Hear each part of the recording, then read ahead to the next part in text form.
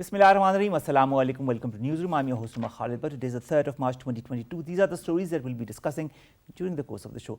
We'll begin, ladies and gentlemen, with the arrest of the Indian spy Kulbhushan Yadav exactly a couple of years back on this very day. Today is the 6th year after which Kulbhushan Yadav was arrested. This has also been highlighted in a tweet by our Information Minister Fawad Chaudhry Sahab, who says 6 years back today, Pakistan Army arrested a serving Indian Army officer, Kulbhushan Yadav, who was hiding in Balochistan and was masterminding terrorist attacks in Karachi and Balochistan. This was another direct evidence of Indian involvement in terrorism in Pakistan. We'll be highlighting the Indian involvement as far as terrorism in Pakistan is concerned with reference to what Kulbhushan Yadav has also been masterminding to destabilize our country. This is going to be our first segment. Our second story of the day, ladies and gentlemen, concerns the future of the Iranian nuclear deal, otherwise known as the JCPOA, which was suspended after the US withdrew from it. But now that the US has again shown interest, there seems to be a renewed vigor as far as the JCPOA is concerned, and the Iranian side says that we are quite near as far as the JCPOA, the new format of the JCPOA is concerned. Also, Israel has talked about this deal coming to a close, and the German Chancellor Olaf Scholz has also said on Wednesday during his first visit to Israel that a new Iran nuclear agreement cannot be postponed any longer. What is the importance of this JCPOA or the Iranian nuclear deal? We'll be talking about that in our second story. Our third segment, ladies and gentlemen, concerns Pakistan and Uzbekistan, who are likely to sign a preferential trade agreement this week to lower duties on 36 products in the range of 20% to 100%, aimed at giving a boost to trade value. That, of course, is very important to Pakistan as well. Now, as you can see in the parallel windows, the Uzbek president has arrived. Shafkat Mirziyoyev has arrived in Pakistan today, and he arrived shortly some time back, and we showed you live images of that as well. There's going to be a guard of honor as well very shortly in his honor. Then we'll be talking about the World Wildlife Day that is falling today as well. The World Wildlife Day that falls on today also gives us the importance of the wildlife and how we need to preserve it. And there are a lot of good news that are coming as far as the wildlife in Pakistan is concerned, that more and more species of wildlife are being preserved in Pakistan, contrary to a couple of years back, thanks to the involvement of the different agencies concerned. And then finally, ladies and gentlemen, we are going to talk about the COVID vaccine and the update as has been posted by Dr. Faisal Sultan, and he says that over 65% of the eligible population is fully vaccinated, and 70% of the students 12 years and older are now fully vaccinated. Good news for Pakistan as far as COVID is concerned. Let's begin with our first segment, ladies and gentlemen, and that concerns Kulbhushan Yadav. On this very day, 6 years back, was arrested from Balochistan, and then later he gave details of all the events that he had been masterminding in Pakistan to destabilize our country. Indian effects, Indian machinations to destabilize our country. We'll be talking about that in detail, but before that, this short report. Regional probate India has a malicious history of hatching conspiracies against Pakistan. The unfolding of Kulbhushan Yadav saga exposed India's heinous tactics to foment instability in Pakistan. Kulbhushan Yadav, a symbol of Indian state-sponsored terrorism in Pakistan, was arrested by Pakistani military in Balochistan on 3rd March 2016 while trying to cross into the country from Iran. Yadav, a raw agent operating under the cover name of Hussain Mubarak Patel, was arrested in a counterintelligence operation in Balochistan Mashahal area for his involvement in espionage and sabotage activities against Pakistan. A confessional statement was released by ISPR in which Yadav confessed to be serving Indian naval officer. I am Commander Kulbhushan Yadav, number 4155 Julu. I am a serving officer of the Indian Navy. By 2002, I commenced intelligence operations in 2003 and established a small business in Chabar in Iran. As I was able to achieve undetected existence and visits to Karachi in 2003 and 2004, and having done some basic assignments within India for RAW, Exposing terrorist propensities of India, Yadav's second confessional statement, released on June 2017, revealed his collusion with the banned Baloch Liberation Army and Baloch Republic Army to carry out subversive activities in Balochistan. After a field general court-martial trial for Yadav on espionage, sabotage and terrorism charges, the case landed in International Court of Justice. Pakistan also unveiled a dossier containing irrefutable evidence of India's sponsorship of terrorism in the country, featuring details of Indian intelligence agencies patronizing banned outfits like TTP, Balochistan Liberation Army and Jamaat-e-Ahrar. International community has to take note of Indian terrorism and subversion and to prevail on India to desist from these illegal and aggressive activities. Syed Abbas, who's an analyst, joins us in the studio to talk more about the importance of this day as far as Kulbhushan Yadav is concerned, and the highlights that he has given to Pakistan and its people about what India has been carrying out since the last few years. Ali, thank you very much to have joined us. Ali, when we see this day a couple of years back, on this very day in 2016, Kulbhushan Yadav was arrested, and then of course the revelations that he took out of all the operations that he had been involved in to destabilize Pakistan, what kind of image does that give as far as India is concerned? We all know that India has been involved directly and indirectly in Pakistan. But 6 years down the lane, what does all of this prove as far as Pakistan is concerned, its security apparatus is concerned, and Indian machinations is concerned? Okay. Initially, you need to understand that ever since the birth of Pakistan, we have faced existential crisis from the India. We have been through 3 wars, and after that, as soon as Pakistan been declared as a nuclear power, India has chosen for a hybrid warfare. As soon as they opted for hybrid warfare, they conducted their activities through different sources, like through proxy wars. Kulbhushan Yadav is the case of it. So he used BLA as an apparatus, terrorist organization as an apparatus to conduct nefarious crimes in this state of Pakistan. What it did was it destabilized our whole region as a whole. So when you destabilize a region, it has the impact on its peace and prosperity as well. The development of Pakistan's have been suffered and is suffering because of these kind of activities which the state of India is responsible for it. For example, the CPEG as a case study, you can take it. So in Balochistan, the Kulbhushan Yadav have conducted the activities in Balochistan and in Karachi. So those regions have been destabilized since 2013, as soon as he had been captured in 2016 as well. So you can see that our development sectors have been suffered a lot because of these nefarious crimes conducted by the state. But you know, Kulbhushan Yadav, Ali, is not the only example of India's nefarious designs or India's destabilization efforts as far as Pakistan is concerned. There have been so many other examples of that, whether it be emanating from Khyber Pakhtunkhwa and FATA, or whether it be emanating from Balochistan. Of course, Kulbhushan is one of the prime examples because he unveiled all the operations that India had been involved in. But there are so many other operations that India has also been involved in indirectly through Afghanistan in the past as well. What does that bode as far as India is concerned? Why, in your point of view, does the world not recognize India as a terrorist state? So initially you need to understand a very simple concept. It's called discursive powers and how India represents itself in the world. So EU Disinfolab has clearly came up with a paper and of research in which it explains how India represents himself and as well as the Pakistan in the Western world and the Western media. So what they do is they cherry pick the information, they use disinformation and misinformation as a tool to represent Pakistan. So how they represent Pakistan, for example, they use Balochistan as an example, and they try to construct a notion that those sub-national organizations are basically the freedom fighters. So they try to construct that notion and representation along the Balochistan areas, and they similarly try to construct that sort of notion in the FATA region.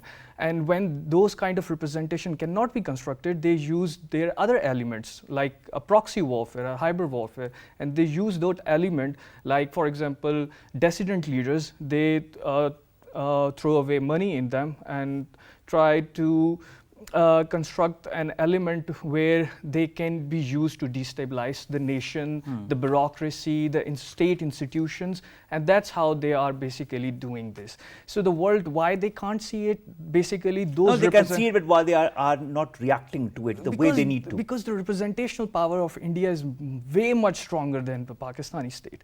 So their representation in the Western world is pretty much enables the Western view that the information coming from the Indian side is the truth, while the information coming from the Pakistani side is the false.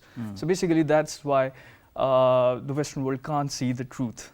All right. As far as Kulbhushan Yadav is concerned, if you look even at what is happening at the present, India has continuously refused to file a petition in line with the directives of the International Court of Justice. You remember very well that Kulbhushan Yadav was given the death sentence, but that afterwards India went to the ICJ, and ICJ said that you can review an appeal and he needs to be given the consular services, and that he was of course given. But now India is not filing any review petition as far as Kulbhushan Yadav is concerned. Why do you feel that is so? Do you feel that India knows that it cannot succeed in its endeavors if it continues in this vein? What's your take on that? Exactly. Like international law, when you go through it and how it's going to work practically in this world, you can see that in international law there are clearly terminologies that have been introduced in it. So if you're going to file a petition in the International Court of Justice, you have to go through some legal formalities. If those legal formalities are there, Indian state of India will definitely go and do it and rescue their spy. But they already know that legally they are quite weak at the moment. That's why they are trying to delay the process as much as they can. Because there's also the fact that Pakistan has solid proof of all the events that India has been involved in to sabotage Pakistan and its interests. Yep. So Ali, when you look forward to it, I mean, the Kulbhushan example is a prime one, because on this very day he was arrested, and that serves as an example for the whole world and for Pakistan as well as to what elements and what kind of machinations India has been involved in and continues to be involved in. What needs to be the Pakistani strategy? Okay, initially you need to there are two kinds of powers. One is the discursive power. I would like to highlight how powerful this set of knowledge is. For example, Foucault says knowledge is power. So Pakistan needs to work on how to produce its own knowledge and how that set of knowledge can be translated into powers. So initially we need to have a control of information. So how we dismantle our information, how we disperse our information through the mass media, and how we construct that set of knowledge as the truth. As far as that information is concerned that you are talking of dispersing, Pakistan has been doing that constantly. Our information ministry has been very active, our media has been very active in that, and we have also given solid proof through dossiers to the world as well as to what India has been involved in Pakistan. What more do you feel needs to be done? What more need to be? It should be... Or anyways, let's talk about another aspect of it all. Kulbhushan Yadav is one of the spies that has been arrested, but there are of course evidences of other networks that are carrying out activities in Pakistan or have been carrying out activities in Pakistan to destabilize our country. We have a national security policy that has been put into place very recently, and how important is the implementation of the security policy as well to avert incidents like those that Kulbhushan Yadav has been involved in? So initially we must understand that we must have a legal framework of how to conduct such kind of activities in a proper framework and through a proper institutional channel as well. So previously we never had a proper policy and a structure as well. Now we have the proper policy, structure and institution as well that can deal with these kind of situation much better than the previous state. So the state of Pakistan has initiated a very good policy, and they are moving towards the right direction to initiate how we can prosperous peacefully in this region, so that our security needs to be prioritized so that we can develop as well as a state as well, economically, financially. When you look at the involvement of Kulbhushan Yadav and of course the research and analysis wing that is known as RAW, the Indian Spy Agency, it has not only involved people like Kulbhushan Yadav under false pretext, under false names, but it also involved terrorist organizations in areas such as Balochistan and has, as you have said in the past as well, funded them. Now, what needs to be, in your point of view, the way forward, as far as dealing with these terrorist elements are concerned? Do you feel that some kind of negotiation process should be moved along with elements in Pakistan? I'm not talking of the Indian elements, but elements in Pakistan that have been subdued or have been, influenced by India, either monetarily or otherwise. What do you feel needs to be the process herein? Okay, initially you need to understand that why those people has deserted Pakistan at the very initial first phase. So those disloyalties are basically due to our own lack of realization that we have created some problems for those dissident leaders. If that was the case, we have to go for the negotiation purposes. If that wasn't the case, and those leaders are basically working for their own interest and for the interest of the Indian government, then we have to take our proactive stance on this, on those people.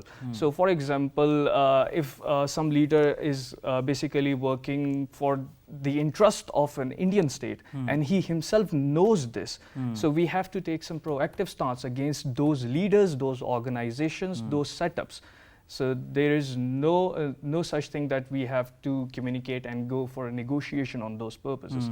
We have to understand them, and we need to understand this thing, that how those people are basically reacting to such kind of situations, and after that we have to channelize our stance according to those people's behaviors. All right. Ali, also, not only have we've talked about how they finance such elements into Pakistan, and if you look at the amount of transactions, there have been over 2,000 transactions of over $1 billion between the years 2011 and 2017 that are linked to the RAW agency to finance terrorism against China-Pakistan economic corridor in Pakistan. Now, we understand the importance of the CPEC, and we also know that it's a flagship project of the BRI. Under these circumstances, what kind of banking strategies do you feel that the banking strategies that now have been put into place by the government are satisfactory? Do you need more? Do you feel that more needs to be done? First, we need to understand this whole setup for why there was a need of a new system in the banking sector.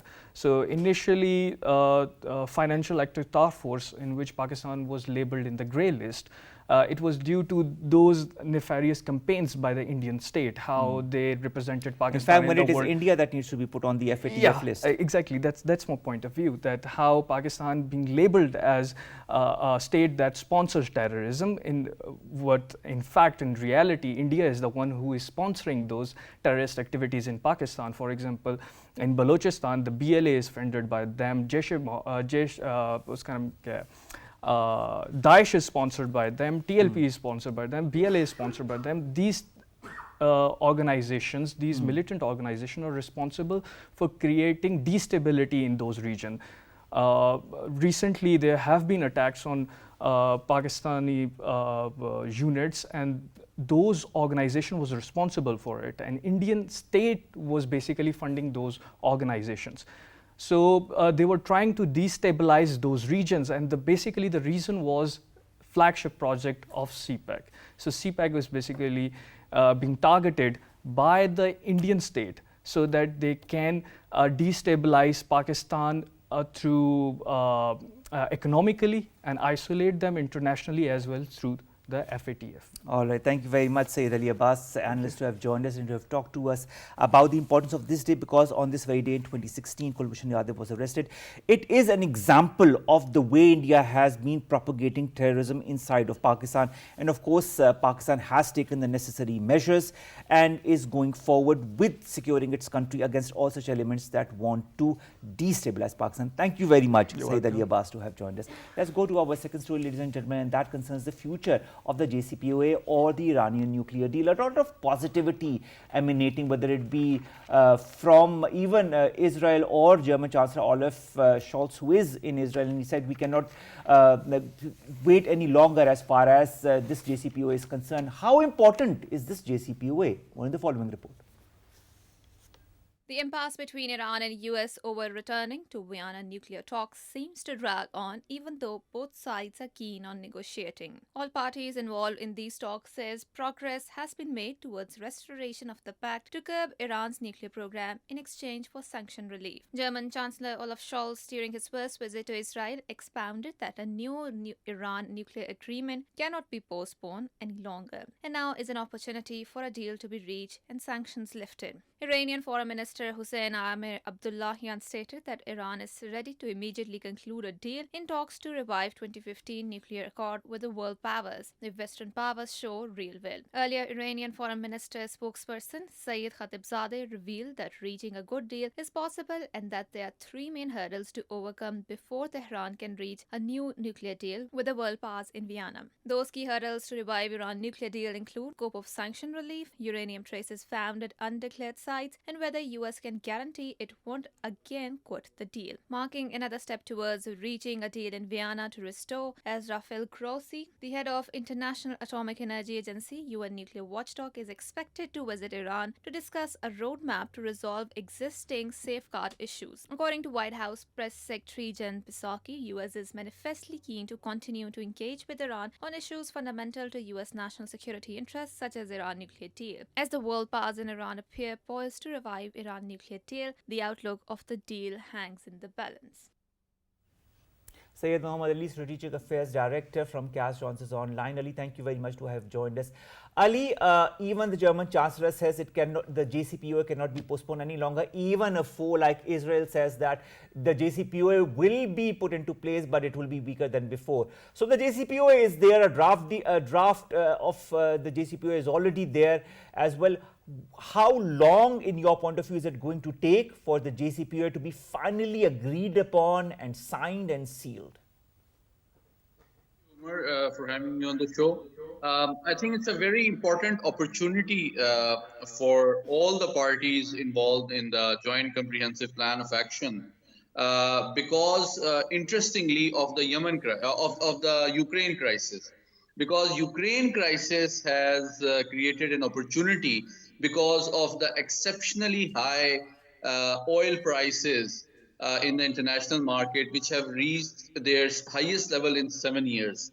So this is the reason. And since, Germany is heavily dependent on the Russian energy supplies, so you should see this visit by the German Chancellor to Israel, because they want a revival of the Iran nuclear deal, which Israel has been opposing. So Germany is leading this initiative to try to convince Israel that they should stop opposing this deal, because German energy security is dependent upon either, because after the stopping of the Nord Stream pipeline from Russia, now Germany is seeking securing energy supplies from Iran, and that requires the revival of JCPOA and raising of the sanctions that the US has imposed. So basically, how successful is Germany going to be, Ali, in your point of view, and how much do you feel Israel can bend as far as this deal is concerned? I think it's a very good question, because Israel is not likely to be very flexible, because Iran is considered by Israel as the main geopolitical challenger in the Middle Eastern politics and also the security architecture. So any deal that allows Iran the option to expand its nuclear program despite IAEA's oversight is not something that Tel Aviv is likely to look at favorably. However, I think with the US encouragement and somewhat German pressure, I think maybe some rhetoric might be toned down from Israel, but their influence within the US Beltway over the US policy, I think they'll continue to oppose this deal. All right, Ali. Now, also, let's talk about the timing of the deal, the duration of the JCPOA. We know that the time period is 5 years, and this is what Israel has been hinting at as well, that whatever decision is ultimately made as far as the future of JCPOA is concerned is going to be short for a short period of time because of this duration. Can this duration be extended in your point of view? I think in all reality, JCPOA is likely to be revived for 3 reasons. Number one, it can take time. It is difficult because what has happened since the US unilateral withdrawal from JCPOA? It has allowed Iran to further expand and accelerate its nuclear program and resist international oversight. So does that promote the international non-proliferation objectives? Does that help nuclear restraint? No. It has harmed the interests of those countries which desire, slowing down Iran's nuclear program or increasing the international oversight. So actually, the European partners of this deal are really worried because they want close economic and energy ties with Iran, because they are worried about the situation developing in Ukraine, which is making the future of their energy security vis-a-vis Russia very threatening. So they are looking at Iran as an alternative supplier of the energy in the international oil market, so that the prices of oil could be reduced and managed by encouraging Tehran to timely expand its oil output. So Right, this now geopolitics between oil from a very different perspective, all of this future of JCPOA with respect to what is happening in Ukraine and of course the oil prices that have soared as a result of that. But do you feel Iran can take advantage of the situation, or can this deal be fast forwarded, the signing of this deal and this the finalization of this deal? I think Iran has already taken advantage of this situation because it recognizes that the current Western European tensions with Russia over Ukraine have raised the oil prices to the highest level in 7 years. So that provides an opportunity, a critical and fleeting opportunity for Tehran, that if Iran can help the European nations reduce the oil import costs, if they show some flexibility and encourage US to return to JCPOA at an earlier stage. So actually, the energy security threat that the Western Europe faces is forcing Western European capitals, particularly Germany, to put pressure on America as well, that if you want us to help you challenge Russia, then at least allow us to import energy from Iran in our own energy security interests.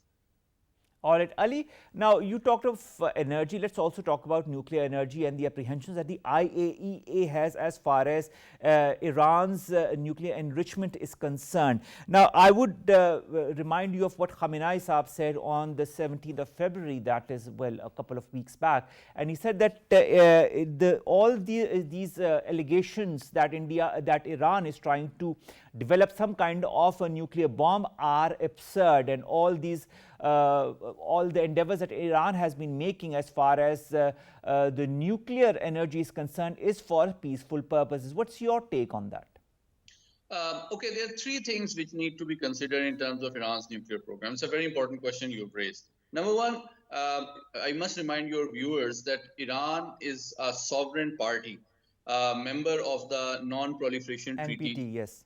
Yes, as a non-nuclear weapon state. It's its sovereign decision to give up its right to develop nuclear weapons. And in return for that, it receives technical access and cooperation under IAEA safeguards from different countries, particularly Russia, number one. So if Iran develops nuclear weapons, it will be a clear and direct violation of its NPT commitment. And if IAEA and the international community finds verifiable evidence of that violation, it could lead to far greater economic sanctions on Iran that it has so far faced. And that perhaps is not in the interest of Iran, because JCPOA essentially means that Iran is bargaining limitations and greater oversight of the peaceful nature of its program in return for mainstreaming politically, diplomatically, and also some economic relief. So if Iran violates this commitment and IAEA finds evidence of that, then I think Iran's ability to return to international politics and be mainstreamed and also receive economic relief will be badly hurt. Ali, the draft of the revived nuclear deal was revealed on the 18th of last month. Although some countries like Israel have their reservations on it, what is your point of view as far as the different points that have been enumerated in this new about to be revived JCPOA is concerned? I think that's the real challenge that the negotiators of all sides are facing. Because Iran's principal stance has been that it was US unilateral decision to exit the deal. The other 5 parties, including Germany, France, Britain, China, Russia, and Iran, are still committed to the deal. They are still party to the deal. So why should Iran review its commitment or offer extra commitments in return for inviting US to return to the deal which it unilaterally took? Second issue, which is very critical, that Iran expects US to provide a commitment that in future, even if there is a change in the government in Washington, they will remain committed to the deal. Now, that is something that no US government is able to offer. But that is the commitment, because Iran says that if the change of government in Washington keeps on affecting the deal and US commitment towards an international legal arrangement, then US commitment cannot be trusted. So that is the real challenge. All right. Ali, also there are the US sanctions that are presently on Iran, and Iran wants all of these sanctions to be removed as part of the JCPOA. Will that happen? Or will there be some kind of a middle ground that both countries can maybe adhere to? Ideally, Iran expects all sanctions to be removed, but I think in all reality, it will be a gradual process. And my own assessment is that the Western countries, particularly the US, will link the raising of incremental process of sanctions with specific, tangible and verifiable commitment and fulfillment of those commitments in terms of non-proliferation and restraint in terms of its enrichment That's program. interesting, the word you use, commitments, Ali. Which kind of commitments are you looking for or to? I am not looking for any commitment. I mean, what are you pinpointing at as far as the commitments are concerned? I expect, and Pakistan's position consistently has been on this program, that we expect all parties to the JCPOA to remain, committed to a peaceful, negotiated resolution of this issue and fulfill their obligations according to international law. And I think gradually we hope we move towards that, because the non-proliferation regime is badly affected. Because if it keeps, some countries keep on changing their commitments and goalposts, it does not improve the trust between different countries. I agree with you, Ali. I think trust is one of the main issues as far as the future of the JCPOA is concerned, and all parties concerned need to trust each other in order for this JCPOA to move forward. And it's very important for the whole world also that this JCPOA be signed, be sealed, so that not only does do some of the countries have an alternative as far as the oil reserves are concerned, but also that there is more stability in the region and more commitment, as you said. Thank you very much, Syed Mohammed Muhammad Ali, Director of Strategic Affairs, CAS, to have talked to us about the JCPOA, the present state of the JCPOA, and what we should look forward to in the coming days as far as the signing of this new revived deal is concerned. Let's come to our last few stories, ladies and gentlemen. The first is, of course, the arrival of the Uzbek President Shavkat Mirziyoyev, who has arrived in Pakistan some time back, this afternoon in fact, and he was received very warmly by our Prime Minister Imran Khan. Very shortly, a guard of honor is also going to be given to the President. What is also interesting is that during his visit, it is expected that preferential trade agreement will be signed between the two countries on nearly 3 dozen products on the range of 20 to 100%, which aims, of course, at boosting the trade value as far as Pakistan and the trade with Uzbekistan is concerned. We all know that Pakistan wants its economy to be export-oriented, and I think this is a step in the right direction. And when countries like Uzbekistan and others join hands with Pakistan in order to improve its trade and in order to increase trade with Pakistan, that is, of course, a very heartful and heartening moment as far as trade and economic activity in Pakistan is concerned. So we look forward to that PTA as well. Let's come to our next story, and that concerns wildlife in Pakistan that shows signs of recovery. Today, ladies and gentlemen, is also the World Wildlife Day. March the 3rd is the World Wildlife Day, and we hear a lot of good news as far as the different life in Pakistan is concerned that had been endangered in the country because of different activities, whether it be hunting or poaching or others. But now the different organizations are taking good care of the different species that were endangered in Pakistan, and those numbers are slowly and steadily increasing, and that is extremely good news for Pakistan as far as wildlife conservation is concerned. And on this very day, again, a symbol of hope for our country. And finally, ladies and gentlemen, let's come to COVID-19 and the pandemic that has hit Pakistan since quite some time. Pakistan and COC, Dr. Faisal Sultan and our government have been endeavoring to reduce the percentage of positivity in Pakistan, and a right step in the direction has been taken through different endeavors under the NCOC. Now, Dr. Faisal Sultan also in a tweet today has highlighted exactly that over 65%, ladies and gentlemen, of the eligible population is now fully vaccinated. Now that is very important, and that 70% of the students over the age of 12 are now also fully vaccinated. It is very important, and we have been talking about this almost at the end of every show. I highlight this. We need to follow the SOPs, we need to get ourselves vaccinated and also boosted if the time has come, 6 months since your second dose of the vaccine.